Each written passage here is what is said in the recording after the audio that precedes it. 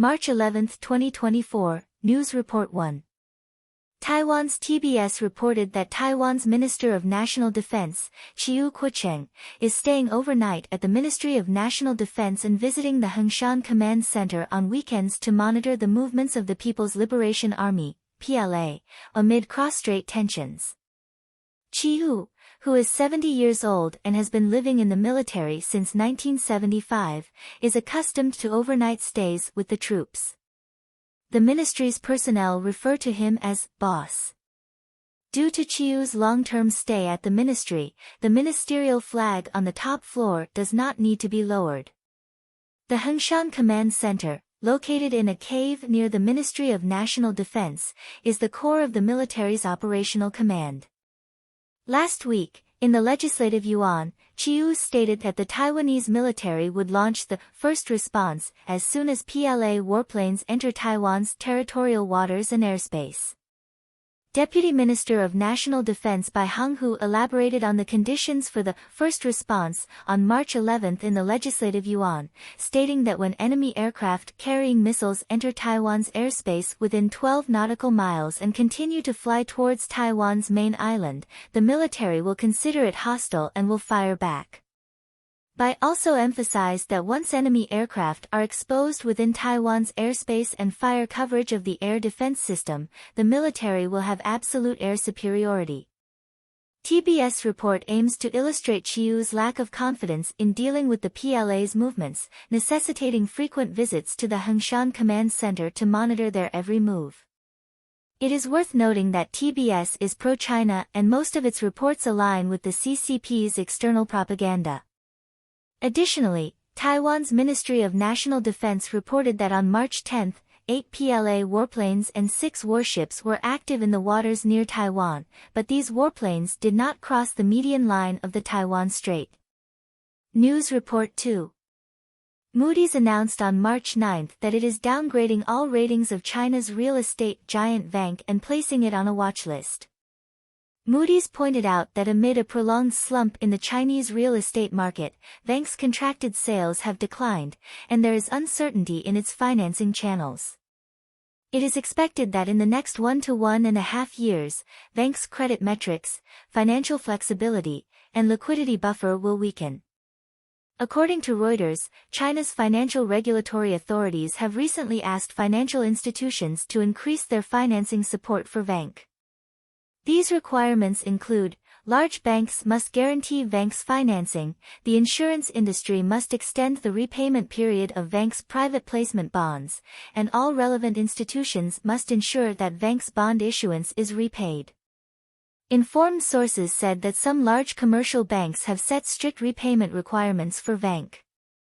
In the fourth quarter of last year, the total amount of new loans Vanke obtained from banks decreased by more than half. It was recently reported that Vanke has requested a temporary debt suspension from the private placement bondholders, including Kangtai Insurance, Pacific Insurance, and Xinhua Insurance, but all were rejected by the insurance companies. Xinhua Insurance stated in a statement that it did not resolve market concerns. On March 5, Vanke's stock price and bond prices both fell. Meanwhile, Vanke has started selling assets to alleviate financial pressure. They sold Shanghai Qibao Vanke Plaza for $5.2 billion, originally valued at $7 billion. In addition, Vanke also faces the issue of a USD bond maturing on March 11, but the company stated in a statement on March 8 that it is prepared to pay. News Report 3. According to Yomiuri Shimbun, Japan and the United States are discussing strengthening cooperation in military equipment to provide more ammunition to Ukraine.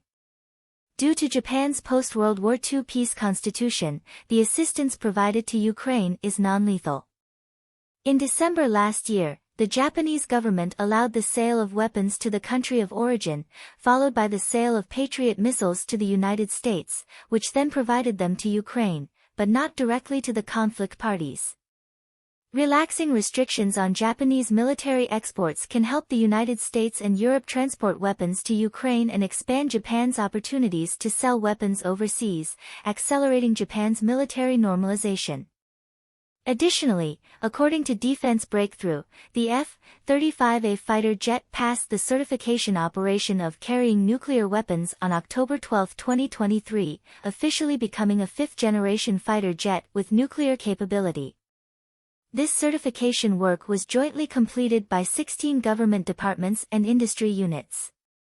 Although it took more than a decade, it was completed earlier than expected. The nuclear certification of the F-35A fighter jet provides crucial support for the United States and NATO, supporting America's extended deterrence commitment. According to the Japan Scientists Association, as of last year, NATO allies Belgium, Germany, Italy, the Netherlands, and Turkey collectively possess 100 B-62 nuclear bombs, with Belgium, Germany, Italy, and the Netherlands equipped with F-35A fighter jets. News Report 4. Radio France Internationale reported that the governor of the Danba Islands in the Philippines, Keiko, stated that the U.S. military will discuss the construction of a port in the Danba Islands at the end of April. This port, funded by the United States, will house Filipino workers evacuated from Taiwan in times of crisis. Currently, there are 150,000 Filipino workers in Taiwan. The Danba Islands are located in the Bashi Channel between the Philippines and Taiwan, only 200 kilometers away from Taiwan, making them strategically significant. This port will not only be used to evacuate workers but may also serve other purposes. In addition, the Danba Islands are also the site of U.S.-Philippine joint military exercises. According to Reuters' report in August last year, the construction of a port by the U.S. military in the area contributes to its strategic requirements for entering Taiwan. Rear Admiral of the Philippine Navy Adachi stated on March 9 that it is necessary for the Philippines to enhance its defense capabilities in the face of aggression. The increasingly tense relationship between the Philippines and China in a series of territorial disputes, coupled with U.S. military strategic considerations, makes the construction of this port significant. News Report 5. The Japan Broadcasting Corporation (NHK) reported that the U.S. Navy missile destroyer USS Peralta docked at Ishigaki Island in Okinawa, Japan, for refueling on March 11. Ishigaki Island is the closest island to Taiwan. This is the first visit of a U.S. missile destroyer to Ishigaki Island, which is less than 200 kilometers from the southern tip of Taiwan. The USS Peralta is under the command of the U.S. 7th Fleet, based in Yokosuka, Japan. The ship has been in service since 2017 and is one of the most advanced missile destroyers in the 7th Fleet. It is equipped with the latest Aegis combat system, providing powerful combat and defense capabilities. Last November, the USS Peralta crossed the Taiwan Strait with the Canadian frigate HMCS Ottawa. This docking in Okinawa is seen as a demonstration of strength to China. News Report 6.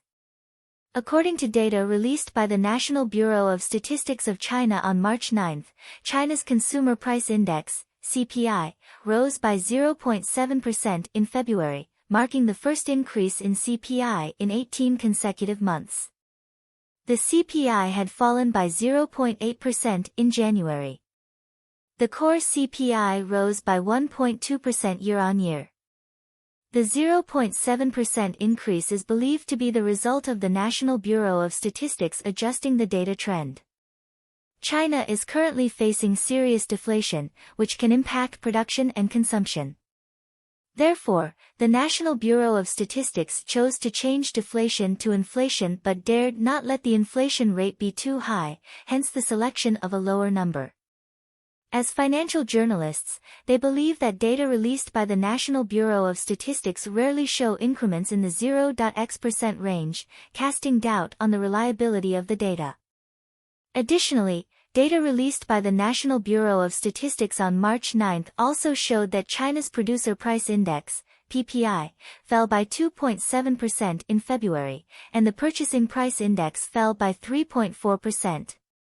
It is impossible for China's prices to rise when the Purchasing Price Index is still falling. News Report 7. The Hong Kong Legislative Council is comprehensively deliberating on the legislation of Article 23 of the Basic Law. So far, 20 hours of meetings have been held, and 70% of the articles have been reviewed. However, this is not legislation but an explanation to Beijing. Secretary for Security Tang Pingkeng stated during the deliberations that the purpose of this review is to change the deflation trend to inflation, but without allowing the inflation rate to be too high, hence the choice of a lower number. Is this review legislated through legislation?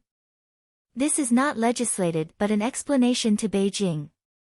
Tang also stated that if there are Apple Daily newspapers in citizens' homes, it implies instigation. He believes that even printing words on balloons and releasing them is a form of instigation. He also pointed out that cooperation with think tanks, even if it is cooperation with other countries, may be illegal as long as the think tank has intervened in Chinese or Hong Kong affairs. In addition, he mentioned the magnitude 2 earthquake that occurred in Hong Kong on the afternoon of March 11, with a depth of 10 kilometers, with the epicenter near Taiyu Shanmeiwa. In the National People's Congress's definition of the legislation of Article 23 of the Basic Law on March 9, the term central needs to be understood in the context of legal provisions. According to the Chinese Constitution, the term central can include the President, the Central People's Government, the Central Military Commission, etc. This earthquake has attracted the attention of netizens, with some believing it is retribution, while others criticize the hypocrisy of the West. It is worth noting that the United States and the European Union have not commented or taken any action on this matter, which has drawn criticism from some people. News Report 8.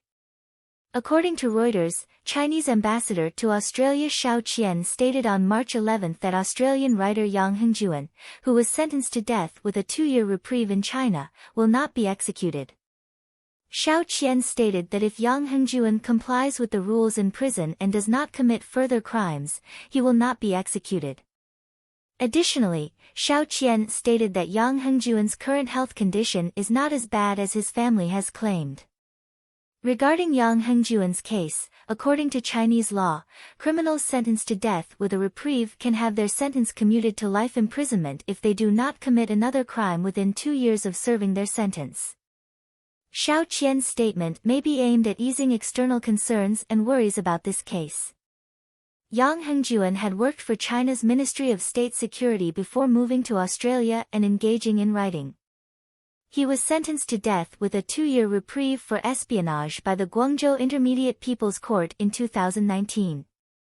Yang Hengjuan's family has previously issued a statement claiming that his health is poor and he should be allowed to seek medical treatment outside prison as soon as possible.